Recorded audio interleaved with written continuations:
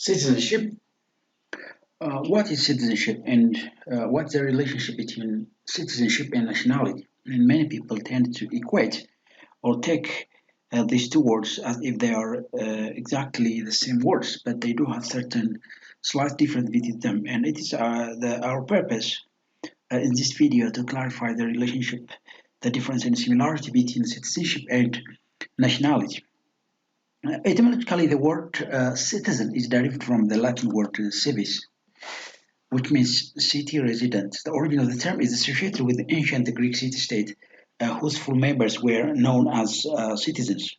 Right, so a citizen is a legally recognized member of a state. Citizenship is a legal status or official identification of individual to be integrated into a state. It's a contractual relationship between the states and citizens.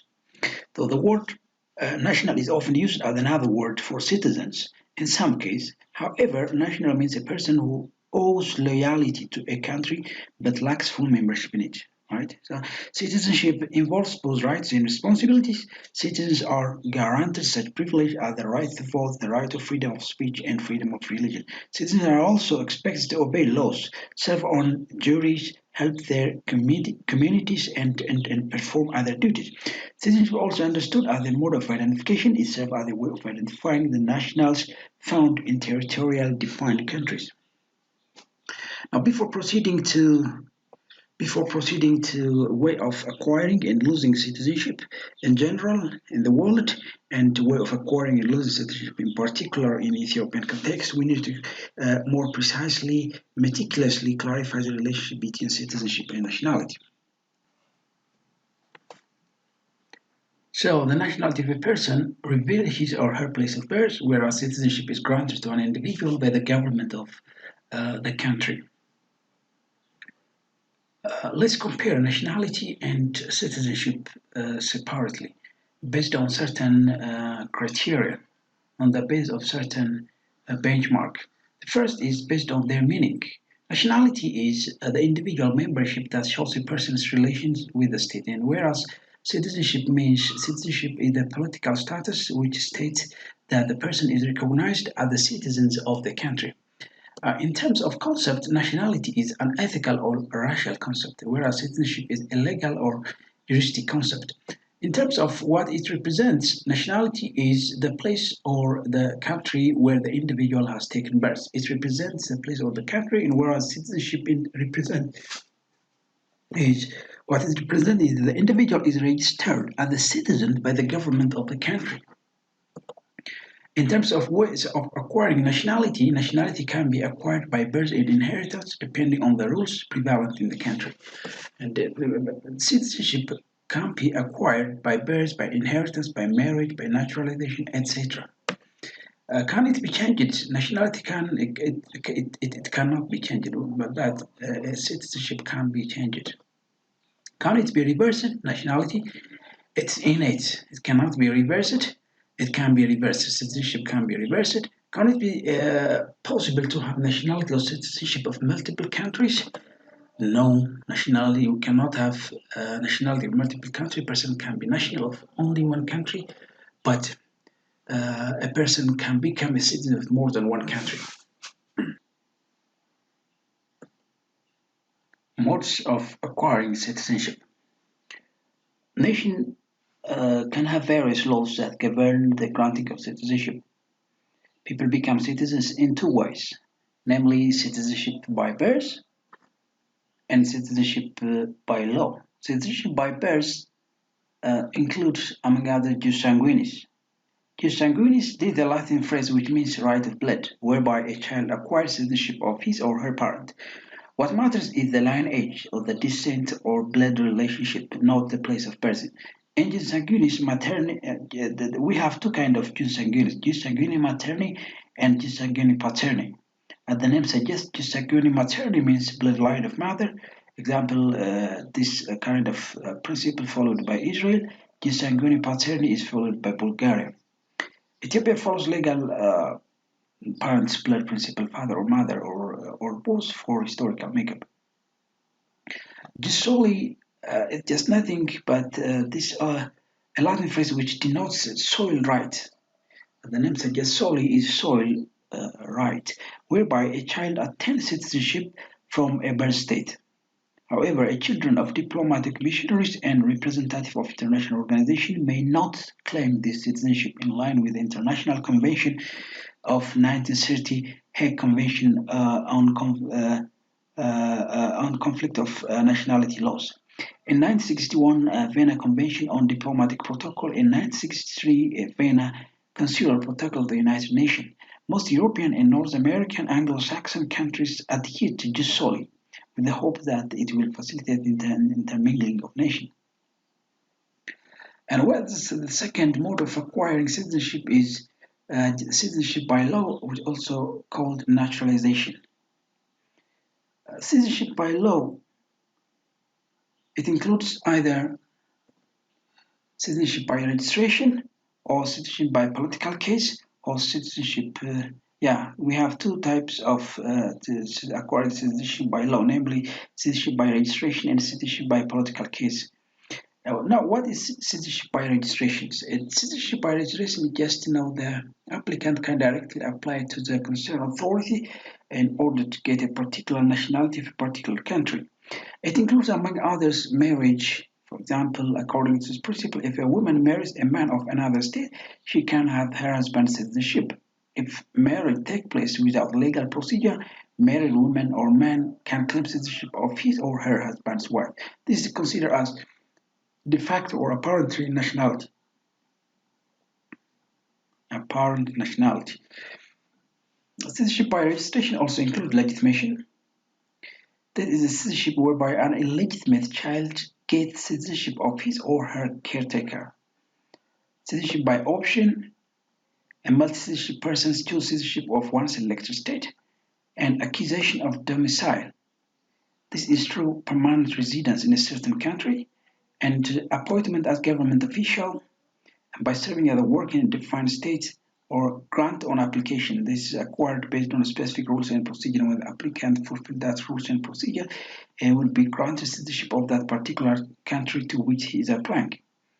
Second type of citizenship by naturalization is citizenship by political case or process, which includes citizenship by force. Occupied state individuals are forced to acquire concurring citizenship or by voluntary process or cessation due to willful merger of one state with another state. People of state which decide to join another state will get citizenship of that particular state. People of Louisiana, for example, decide to join USA in 1803 from France. Saar Valley voted through plebiscites to join Germany in 1934 and 1935.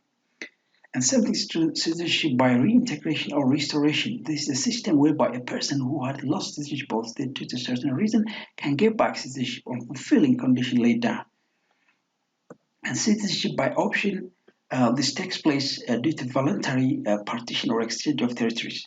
In such case, residents are given the option to choose the citizenship of one of the two states. Citizenship by legislation, a state can grant honorary citizenship to prominent figures who played an important role in the humanitarian activity, can have citizenship of honorary level. Citizenship by special case or functional nationality, this is a possibility whereby citizenship is given without undergoing all legal procedure. Where a person has citizenship status of two countries at a time, it's known as dual citizenship. One can be acquired by birthplace, solely, and the other by bloodline, sanguinis, or through naturalization. Now let's look into modes of losing citizenship. The first way of losing citizenship is through renunciation or expatriation. This happens either when a person gives up previous citizenship because of being naturalized in another country or harassment by the state or personal dislike of the state ideology. Mode of losing citizenship also include deprivation. This takes place when a person commits serious crime against the state, such as exposing secret of his own country to allied forces, siding enemy force in time of war, and carrying out diplomatic, economic, political, and military intelligence for another state within own state. Losing citizenship also includes substitution. This happens if naturalization substitutes original citizenship or state is conquered by another state in the conquered territory citizenship replaced by the conqueror citizenship. That's what substitution means. Lapse or long absence. This takes place as a result of long and continuous stay outside one's own state. For example, if an Indian stay outside his country for more than 7 years, he will be lose an Indian citizenship. Concept related to way of losing citizenship is concept statelessness. It is a lack of citizenship or a person is not citizen or national of any country. Statelessness happens either by the homeland of a person denies him or her citizenship as a punishment, example by expatriating, or a person renounces citizenship of his or her country but does not acquire another citizenship. And a child is born from a land parent without being citizen of a country that does not recognize this solely or the law of some countries pertaining to marriage do not give citizenship right, or a person's homeland has been destroyed by another country. Right? Now let's explore two modes of acquiring or losing citizenship in Ethiopia. At the case in other states, there are some mode of obtaining and losing Ethiopian citizenship. For the first time, Ethiopian citizenship law in Ethiopia was adopted in 1930s. In 1930, prior to this law, the issue of citizenship was regulated by custom and tradition. There was no formal law based on which individuals identify themselves with the test. However, based on traditional practice, the status of individual was more of subjects than citizens. Citizenship was conferred to individuals from various nationalities and people due to their integration in the Ethiopian state. As mentioned above, the first citizenship law in Ethiopia was adopted on July 22, 1930 and amended on October 5, 1932. The 1930 Ethiopian citizenship law, this was based on the general principle of jus sanguinis. Unlike Gisoli, which awards citizenship by birthplace irrespective of parents' nationality, the principle of jus sanguinis gives a child the nationality of his or her parent. Based on the principle of jus sanguinis, the law stipulates that any person born in Ethiopia or abroad, if his or her mother or father is an Ethiopian, then he is an Ethiopian citizen. Now let's look into modes of attaining Ethiopian citizenship. The 1995 Constitution of Ethiopia reaffirmed the principle of jus sanguinis, which has been ratified in 1930 Ethiopian Citizenship Proclamation. The Federal Democratic Republic of Ethiopian Constitution regulates citizenship in general terms, and the detail of mode of acquiring and losing of citizenship is regulated by the Ethiopian Nationality Proclamation number 378/2003. Generally, there are two modes of acquiring Ethiopian citizenship, namely by descent and by law. By blood or by descent. According to the Nationality Proclamation number 378/2003, any person is recognized as an Ethiopian national by descent, both or either of his parents is an Ethiopian. In other words, if a child is born with Ethiopian mother or father, he or she is an Ethiopian regardless of his or her birthplace. Or by law or nationalization. The particular of Ethiopian nationality laws are legislated in the Ethiopian Nationality Proclamation 378/2003. In this proclamation, the requirement for the nationality in Ethiopia is clearly indicated. Naturalization is a process of granting citizenship status or nationality to those who are not original national of the state. Following are the ways by which a person can become the naturalized citizen of Ethiopia. The first naturalized process is through marriage. A foreigner who is married to an Ethiopian national may acquire Ethiopian nationality. I refer to the annexed Ethiopian Nationality Proclamation 2000, Article 6. Naturalization through marriage has an international acceptance. Besides, status of citizenship cannot be obliterated. Even the parents get divorced. Another naturalization process is legitimation, or in the case of adoption. This is citizenship by recognition. An illegitimate child has the right to get his biological caretaker, father, mother citizenship after legitimation. Such process is usually attributed to father or mother of multiple citizenship. And a child adopted by Ethiopian national may acquire Ethiopian nationality by law. Refer the annexed Ethiopian Nationality Proclamation 2003, Article 7. Granting an application, depending on their rules, different countries adopt a requirement for to grant citizenship by application. According to the Urban Nationality Proclamation 2003, Article 5, the following are requirement that a particular person must fulfill in order to get his application accepted. The first is one who is majority or legal age, that is either 18, one who is lived in Ethiopia for a total of at least 4 years, and one who is able to communicate in any one of the languages of the nation and nationality of the country, and the one who is not dependent, and that means the one who is self-reliant, that is he or she must have a sufficient and lawful source of income to maintain himself and his family. And the one who is a person good character, has no record of criminal conviction, and able to show that he or she has been released from his or her previous nationality, or the possibility of obtaining such release upon the accusation of Ethiopian nationality, or that he or she is a stateless person. Another way of acquiring citizenship by naturalization is uh, reintegration or restoration. A person who has lost his or her citizenship due to some reason may get it back if he or she fulfills some condition as laid down by the law of the state. According to the Ethiopian Nationality Proclamation, Article 22, a person who was an Ethiopian national and who was acquired foreign nationality by law shall be readmitted to Ethiopian nationality if he or she returns to a domicile in Ethiopia and renounces his foreign nationality and applies to Security, Immigration and Refugee Affairs Authority. Citizenship by special case is can be given to an individual or collectives without undergoing all the legal procedure related to the accusation of citizenship.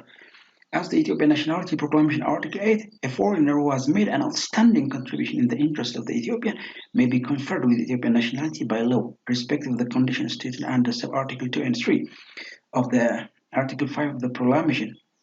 That is, he or she is not required to live in Ethiopia for a total of 4 years and may lack the ability to communicate in any one of the languages of the country.